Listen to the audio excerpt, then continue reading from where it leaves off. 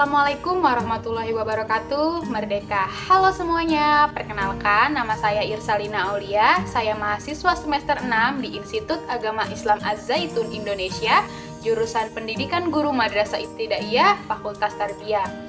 Saya membuat video ini untuk memenuhi ujian akhir semester mata kuliah Komunikasi Pendidikan dengan dosen pengampu Ustazah Iis Humairah, SPDI, MPDI, MPD. Di video kali ini, saya akan memberikan opini saya mengenai seputar pendidikan. Topik yang akan saya bahas hari ini adalah pendidikan karakter, apakah bisa mengurangi bullying verbal atau verbal bullying. Sebelum kita membahas lebih lanjut, apakah teman-teman tahu apa itu pendidikan karakter dan apa itu bullying verbal? Nah, sebelum ke topik selanjutnya, kita bahas dulu apa itu pengertian pendidikan karakter. Undang-Undang Sisdiknas menyebutkan bahwa pendidikan diselenggarakan dengan memberi keteladanan, membangun kemauan, dan mengembangkan karakter toleransi siswa. Begitu perhatiannya pemerintah dalam pendidikan karakter untuk generasi bangsa. Peranan pendidikan karakter sangat berpengaruh luar biasa. Bisa dilihat dari beberapa negara, yang maju adalah negara yang sudah menerapkan pendidikan karakter dalam pembelajaran.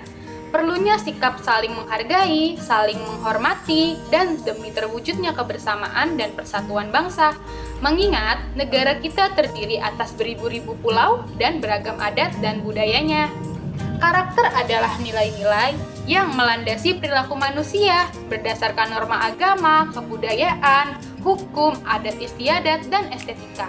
Pendidikan karakter bertujuan untuk meningkatkan mutu penyelenggaraan dan hasil pendidikan di sekolah yang mengarah pada pencapaian pembentukan karakter dan akhlak mulia.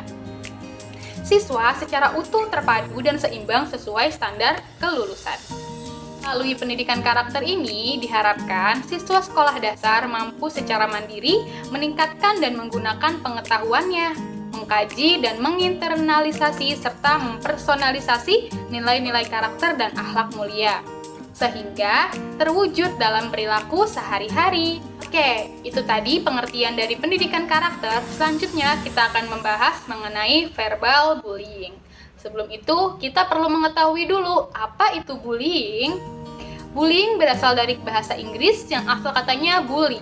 Jika diartikan dalam bahasa Indonesia, berarti menggertak atau mengganggu. Menurut Always, bullying merupakan suatu perilaku negatif berulang yang bermaksud menyebabkan ketidaksenangan atau menyakitkan oleh orang lain, baik satu atau beberapa orang secara langsung terhadap seseorang yang tidak mampu melawannya. Verbal bullying, atau kita sering dengar dengan bullying secara lisan. Jadi, bullying verbal ini menggunakan kata-kata. Kata-kata bisa digunakan sebagai alat yang mematahkan semangat untuk anak yang menerimanya.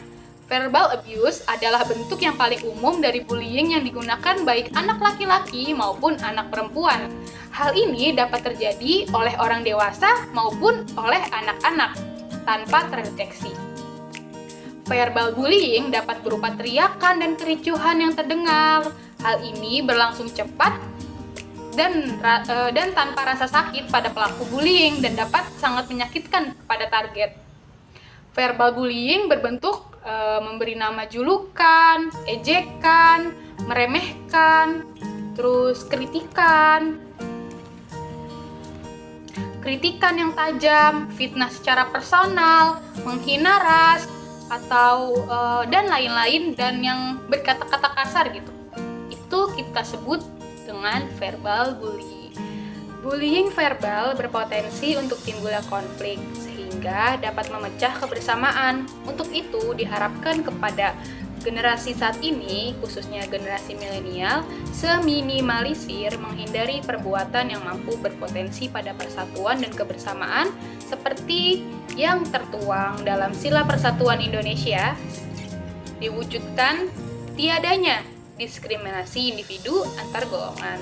Tindakan bullying verbal membawa dampak negatif bagi perkembangan anak. Perilaku dan sikap yang tidak menyenangkan sedikit banyak mempengaruhi kejiwaan dan kesehatan para korban khususnya.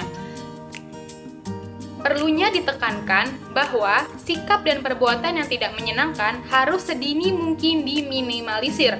Tanamkan dan budayakan pendidikan karakter pada generasi milenial untuk terwujudnya generasi milenial yang hebat. Tanggung jawab menghadapi tantangan, senyum menghadapi rintangan, dan sopan menghadapi permasalahan.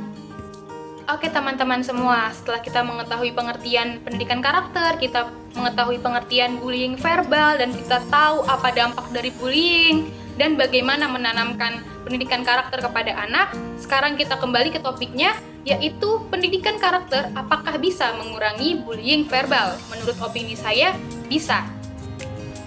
Kenapa bisa? Karena pendidikan karakter itu kan mengajarkan sikap tolong-menolong, sikap menghargai, sikap saling menghormati kepada sesama yang lebih dewasa atau teman sebaya.